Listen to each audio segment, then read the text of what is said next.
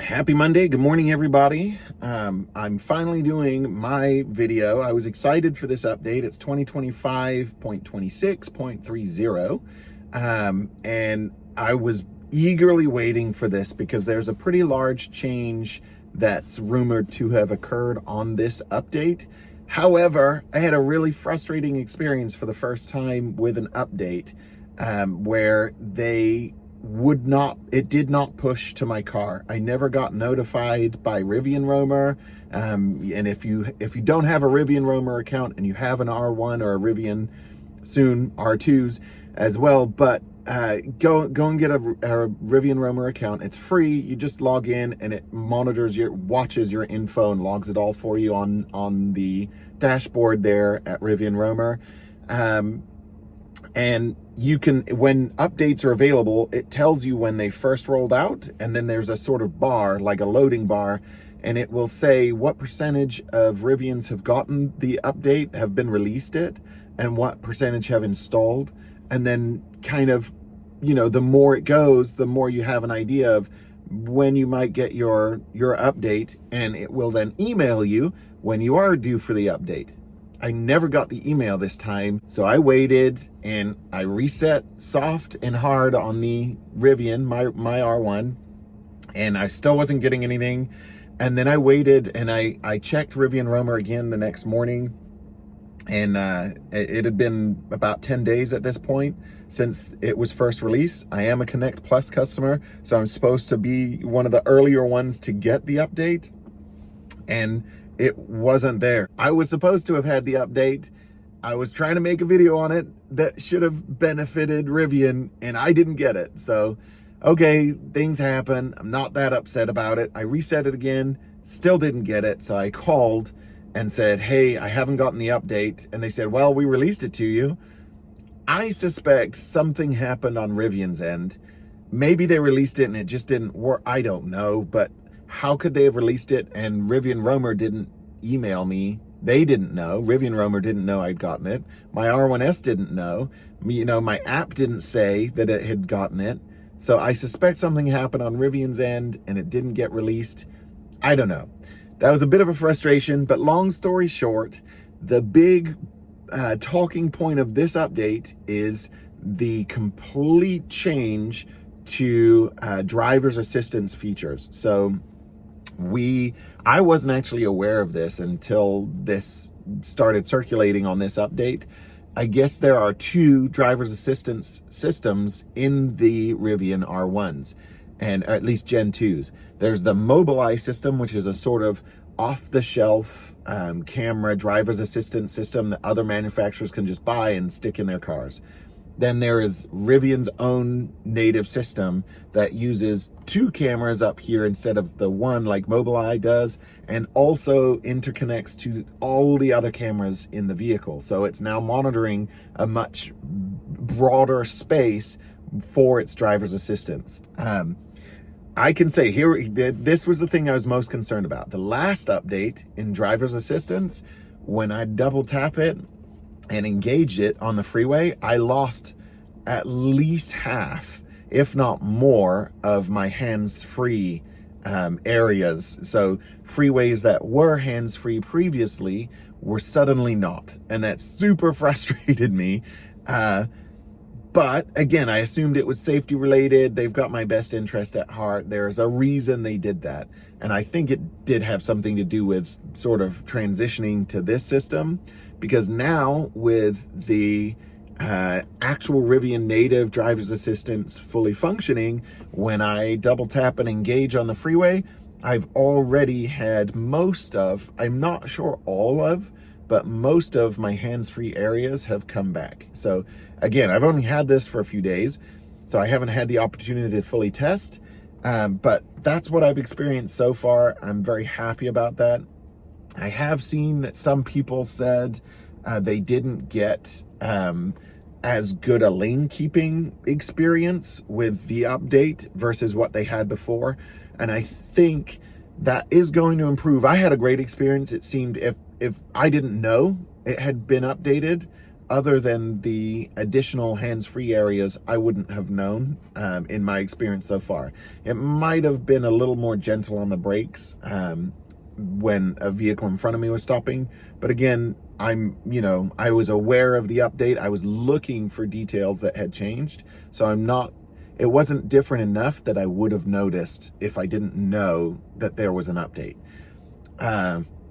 So thank you, Rivian, for getting that out to me. I do really appreciate that there's consistent updates. I've got an update in our Mach-E this last week, and I was all excited, like, oh, what did they do? Because there aren't very many updates over-the-air updates in the Mach-E.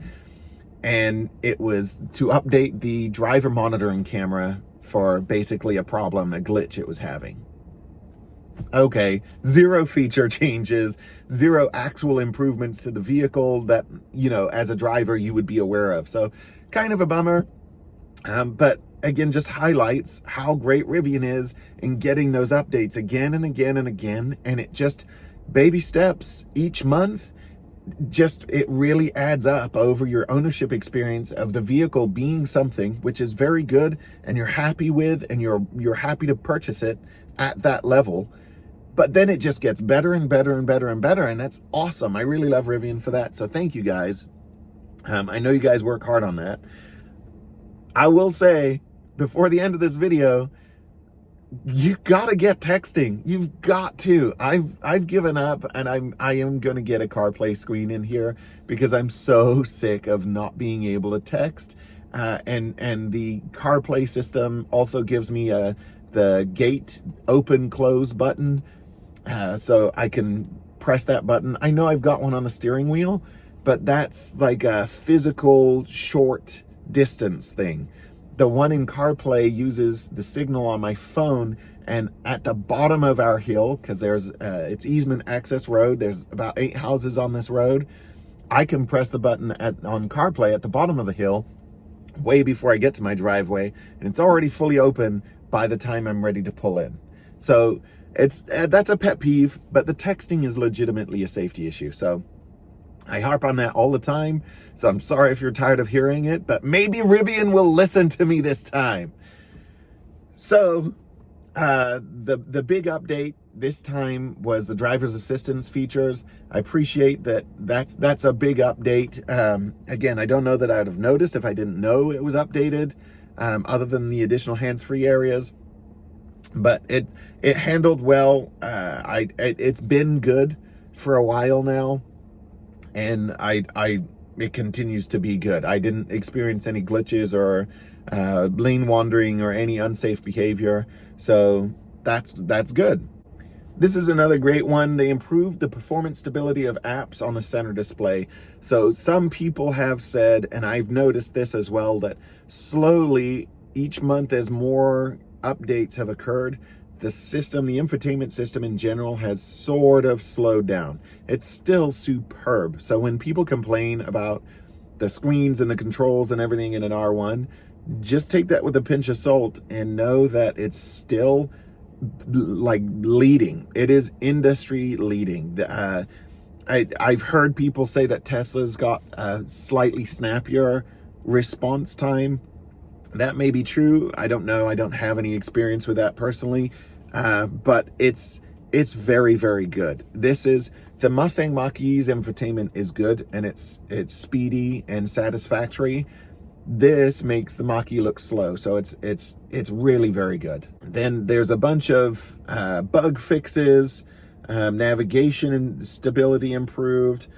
Off-road drive modes, they adjusted how the steering reacts during that time when you're in those modes.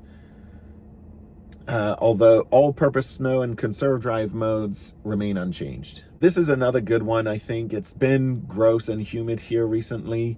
In the San Diego area, we've had a hot snap and it's been humid, and we've had some unusual weather for us. They improved cabin climate behavior in humid conditions. So I don't know exactly how they changed that or what they did, but it's really, really good. I appreciate all the little HVAC updates they've done over time. Again, when we first got it, it was great. It was fine, what you expected, but it's gotten better over time, which is great. Speaking of, You may notice my glass is covered. This is a Vion sunshade, highly recommended. When the vehicle is moving, when the HVAC is on, then the heat coming through the glass is taken care of. You don't feel it on your head. It's no big deal. But that said, when it's parked, the heat just pours right through that glass. If the HVAC is off, right, I go into the store, I come back out. I usually try and remote start my vehicle just to get the air going so that you're not having just the heat built up in here if it's been parked in the sun. And this has made a huge difference. I parked it in the same place twice. It's only $60. I parked it in the same place twice. The first day without the shade up, and I got to 113 degrees in the cabin according to the app. Then I parked it in the same place the next day, very, very similar temperatures. I think it was about 2 degrees cooler, just to be clear. But the app said in the same amount of time, in the same location, with very similar temperatures, it got to 99 as a high temperature inside the cabin. So these, in my opinion, are worth every penny. So I do have a code for that below, referral code, a coupon code, and if you use my link, I get 10% as well, which is appreciated. That is just a quick side note. If it's not cooling enough for your satisfaction, then go ahead and get these. I've said since the beginning, I'm not a huge fan of pano roofs. I think it looks good. The kids do really like it, so that's great. But if this was like $1,000 option or something and I could just do without it, I would have, because I'd rather have the extra insulation and the noise sort of dampening of having fabric and a normal roof than to have the pano roof.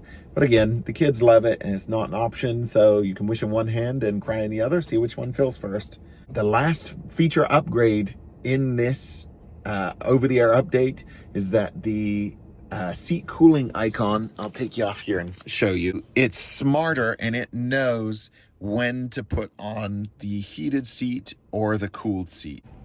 So just updating the seat icon and if it's going to heat or cool, depending on the temperature you've got set in the vehicle. That's been a great one. This has been a little annoying when you press the icon and you've got the AC cranked and the heated seat comes on. It's just stupid.